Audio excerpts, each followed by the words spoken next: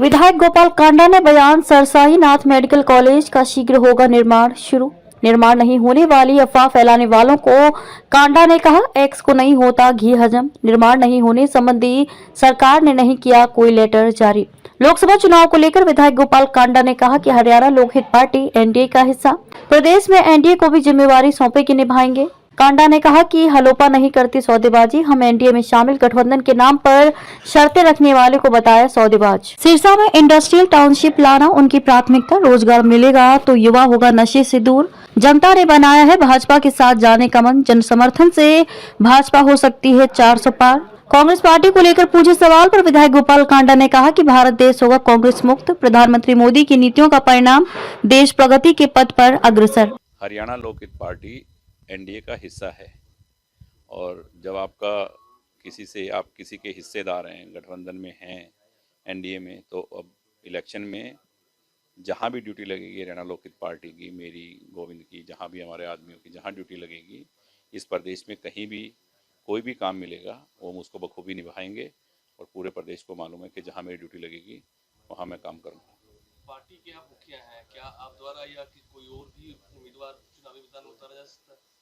देखो, मैंने कहा ना कि ये हमारी मांग नहीं है कोई ऐसी, क्योंकि हम जब किसी का साथ देते हैं तो उसमें मांग नहीं रखते कि हमें कंडीशनली कुछ नहीं है। कंडीशनली कुछ नहीं होता, कंडीशनली सौदे होते हैं। हम सौदा नहीं करते, हम साथ देते हैं। तो हमारा साथ है उनको, एनडीए को, तो उसमें अगर कहीं भी हमारी जिम्मेवारी कोई ड्यूटी लगती है तो हम उसको निभाएंगे। हिसार लोकसभा क्षेत्र की चर्चाएं चली थी, तो ये चर्चाएं, ये सब आप साथी लोग चलाते हैं, आपकी मेहरबानी है, बात अलग है।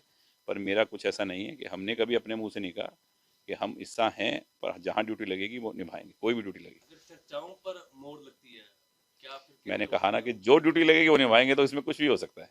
पिछले दिनों मेडिकल कॉलेज को लेकर सस्पेंस था कि मेडिकल कॉलेज नहीं कुछ बनेगा। देखो, ऐसा है, कभी हरियाणा सरकार ने कोई ऐसा पेपर है आपके पास, किसी के पास, या जिसने भी कहा, जिसने ये अफवाह उड़ाई, किसी के पास है कि हरियाणा गवर्नमेंट ने आपका मेडिकल कॉलेज कैंसिल कर दिया या नहीं बना रहे?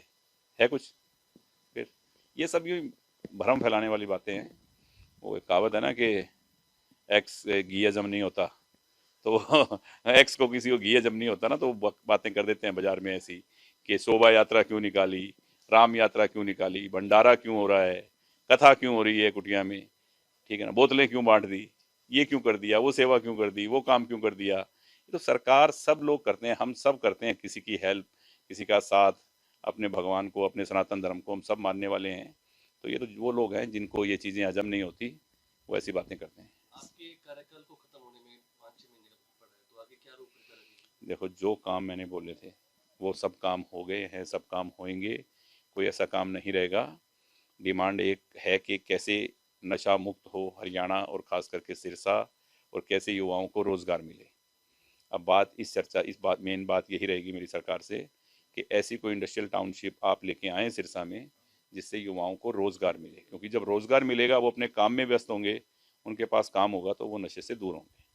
देश में एनडीए की ओर से लगातार कहा जा रहा है कि एनडीए इस बार 400 पार। आप प्रधानमंत्री नरेंद्र मोदी के कार्यकाल को किस रूप में देखते हैं? नहीं, मैं तो यही चाहता हूँ कि जो उनकी सोच है, वो सरकार का, जब देश में अगर किसी का साथ दे रही है देश के लोग और जनता ने मन बनाया हुआ है, तो वो भारतीय जनता पार्टी के साथ। इसमें 400 पार और 450 पार, 425 पार, कुछ भी हो सकता है। जब जनता जनार्दन है, भगवान है, जब उन्होंने सोच लिया तो 400 पार कोई बड़ी बात नहीं है, 400 पार होगा। कांग्रेस की ओवरऑल स्थिति क्या देखते हैं देश के हिसाब से और हरियाणा के हिसाब से? मुझे तो लग रहा है कि ये भारत कांग्रेस मुक्त होगा। इनकी स्थिति तो मुझे ये ऐसी नज़र आ रही है, और जो सोच लेके चले हैं माननीय प्रधानमंत्री जी नरेंद्र मोदी जी और अमित शाह जी, तो वो इस सोच को, देश की जनता उनके साथ है और वो पूरा करेगी, और ये भारत कांग्रेस मुक्त होगा, इसमें कोई दो राय नहीं है। क्या कमी क्या लग रही है कांग्रेस में आपको? देखो, कमी क्या, अच्छाई क्या है, आप एक अच्छाई तो बता दो, तो फिर मैं कमियां गिनानी शुरू करूंगा।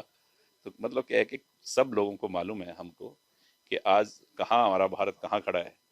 हिंदुस्तान में ही नहीं, भारत का नाम पूरे वर्ल्ड में कहाँ, किस पोजीशन पे, किस सम्मान से, किस तरीके से लिया जाता है, आदर से, ये पूरा हिंदुस्तान का बच्चा बच्चा युवा जानता है कि कितनी आज इंफ्रास्ट्रक्चर, कैसी सड़कें बन गई हैं, कैसा प्रदेश में तरक्की हो रही है, ये सबको मालूम है। लगातार एक सवाल देश लोगों का के बीच घूम रहा है कि जननायक जनता पार्टी बीजेपी के साथ अलायंस करके चुनाव लड़े। वीरेंद्र सिंह का बयान आता है कि ये लोग बेशर्मी से जुटे हुए हैं, इनको गठबंधन तोड़ देना चाहिए। क्या लगता है आपको 10 की 10 सीटों पर भारतीय जनता पार्टी को अकेले उतरना चाहिए?